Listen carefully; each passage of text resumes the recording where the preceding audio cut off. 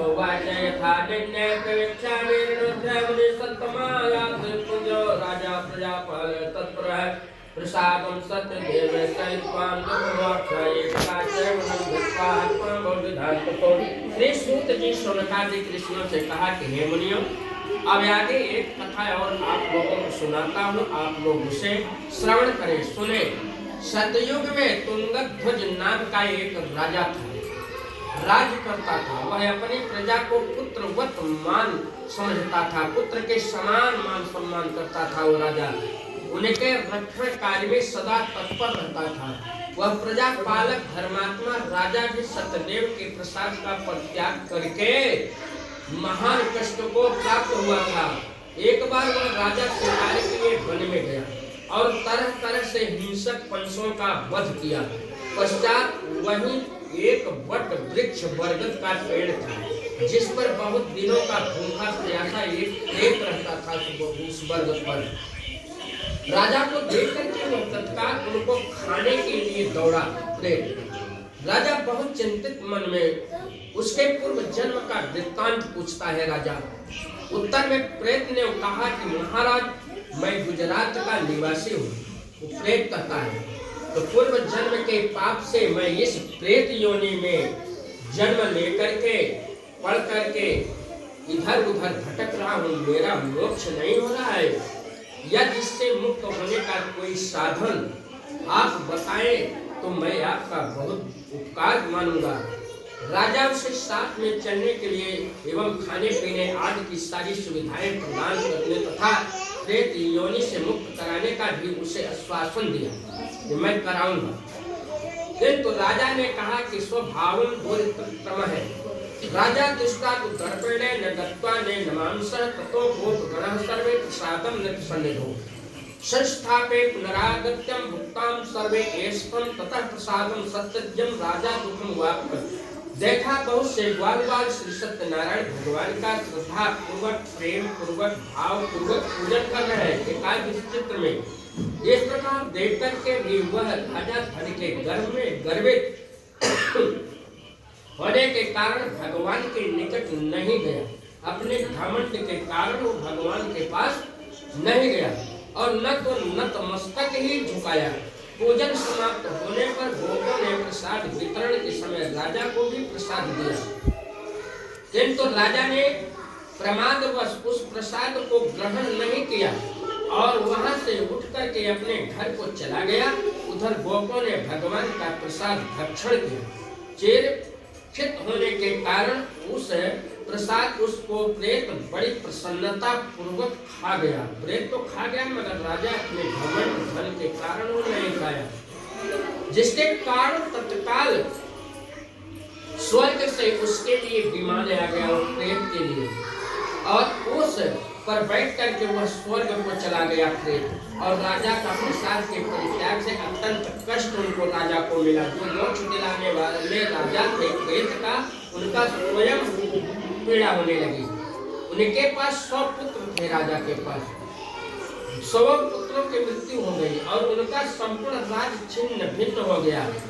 दूसरे राज्य के राजा ने कब्जा कर लिया। ऐसी स्थिति को देख करके राजा ने अपने मन में विचार किया कि सत्यनारायण प्रभु के प्रसाद का परित्याग करने से ही मेरी यह दुर्दशा हुई है, क्योंकि प्रभु में अपार शक्ति है, निहित होती है, उनका कोई था नहीं है।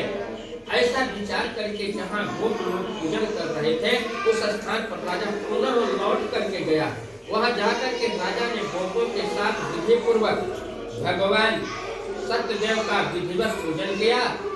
पूजन के प्रभाव से राजा पुनः पुत्रादि तथा धन धान्य से परिपूर्ण हो गया और समस्त संसारिक सुखों को उपभोग करके अंत में वैकुंठ को प्राप्त हो गया। राजा श्री सूत जी महाराज बोले कि हे शौनकादिक मुनियों, जो प्राणी सत्यदेव के परम दुर्लभ व्रत को करता है तथा मनोवांछित प्रदायक एवं पुण्यकारी कथा को सुनता है, उसे सत्यनारायण के प्रसाद से धन धान्य और पुत्र और लक्ष्मी की प्राप्ति आवश्यक होती है। इसमें कोई संदेह नहीं है।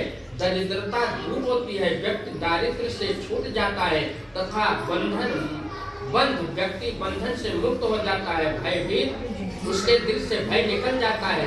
इस कलयुग में छोटा सा ये उपाय सत्यनारायण का पूजन है। मनोकामना को पूर्ण करने वाला ये व्रत है सत्यदेव। जिस व्रत को कहा है उसने करने वाले संसार सागर से मुक्त हो जाते हैं। और इस कलिकाल में तो श्री सत्यनारायण का व्रत ही विशेष रूप से फलदायक है।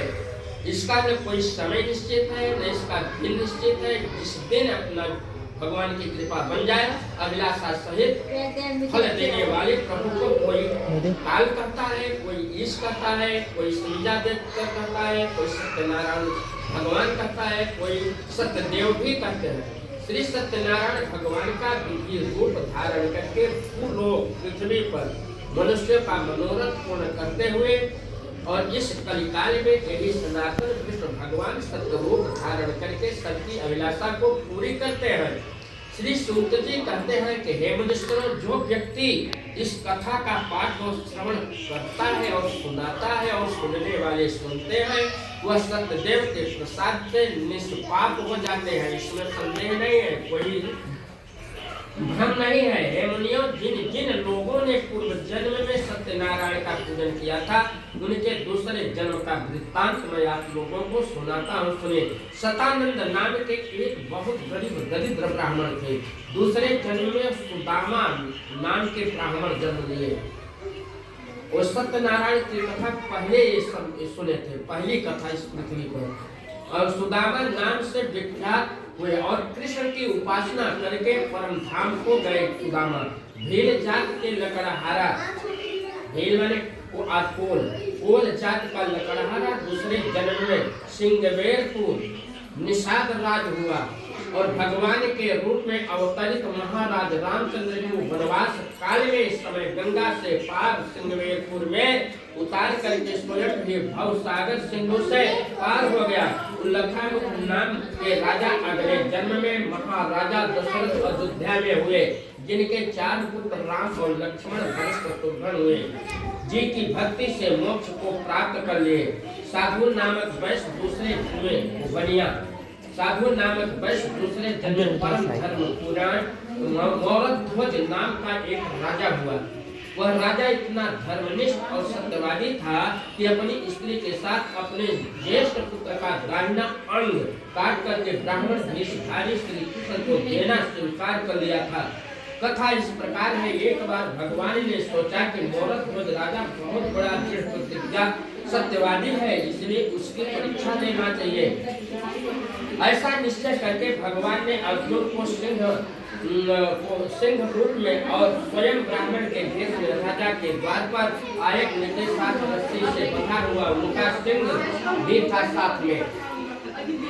भगवान ने राजा से कहा, हे राजन, मेरा सिंह बहुत भूखा है, इसे भोजन चाहिए। राजा बोला, आपका सिंह क्या खाना चाहता है? भगवान ने कहा, तुम्हारे ज्येष्ठ पुत्र का दाहिना अंग खाना चाहता है, खाएगा। लेकिन वह अपना शिकार स्वयं नहीं करेगा। यदि आप अपनी पत्नी के संयोग आरे द्वारा उसका अंग छेदन करके और उसकी आंखों से आंसू न बहे, लड़के के आंखों से आंसू न बहे, ये भी शर्त है, निकले तो मेरा सिंह उसका मांस ग्रहण कर सकता है। अगर आंसू आ गया तो ग्रहण मेरा सिंह नहीं करेगा। राजा ने सुनकर कहा, आपकी बात मुझे मान्य है। अंत में राजा ने वैसा ही किया जैसा ब्राह्मण ने बतलाया था, परंतु आरे से अनुच्छेदन काटते समय बालक के बाईं आंख से आंसू गिर पड़ी।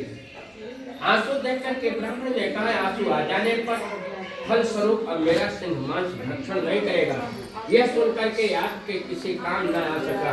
इसी कारण तो यह सुनकर के लड़के ने उत्तर दिया, महाराज, खाने की बात तो दाहिनी अंग की है, बाएं की नहीं है। बाएं को इस बात से खेद है, तकलीफ है, दुख है कि आपके किसी इस बात से खेद है कि वह आपके किसी काम न आ सका, बाएं। इसी कारण बाएं नेत्र से आंसू गिर गए। इस उत्तर से भगवान बहुत ही संतुष्ट हुए और राजा को बैकुंठपुरी का अधिकारी बना दिया। उस राजा को तुंगध्वज नामक राजा दूसरे जन्म में स्वयंभू मनु हुए और संपूर्ण भागवत की कथा को सुनकर के परम गति को प्राप्त हुए। जय जय जय स्कंद पुराण देवा खंडे श्री सत्यनारायण कथायाम पंचमो अध्याय एक बार प्रेम से बोलो विदाय।